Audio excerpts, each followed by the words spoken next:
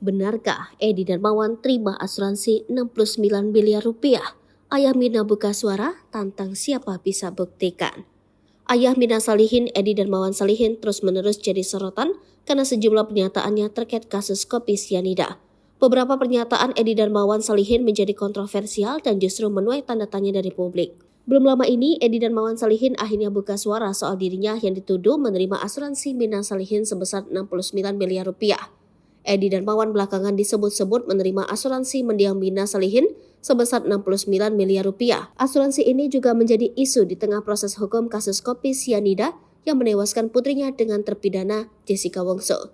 Isu asuransi bermula dari ucapan paman sekaligus pengacara Jessica Wongso, Yudi Wibowo Sukinto. Tak terima, Edi Darmawan pun membela diri. Edi Darmawan mengaku tak mendapat asuransi Mina Salihin sebesar 69 miliar rupiah. Ia juga menantang siapapun untuk membuktikan bahwa dirinya menerima asuransi Mina Salihin sebesar 69 miliar rupiah. Ia secara tegas menekankan bahwa tak menerima asuransi Wayan Mina. Karni Ilyas mengatakan asuransi Mina menjadi isu yang bergulir saat proses persidangan Jessica Wongso tahun 2016 silam. Kasus kopi sianida kembali diperbincangkan setelah diadopsi menjadi film dokumenter Netflix Ice Cold Murder Coffee and Jessica Wongso. Edi menghimbau agar masyarakat tak mempercayai film tersebut. Ia berpendapat film dokumenter Netflix Ice Cold Murder Coffee and Jessica Wongso justru mengadu domba.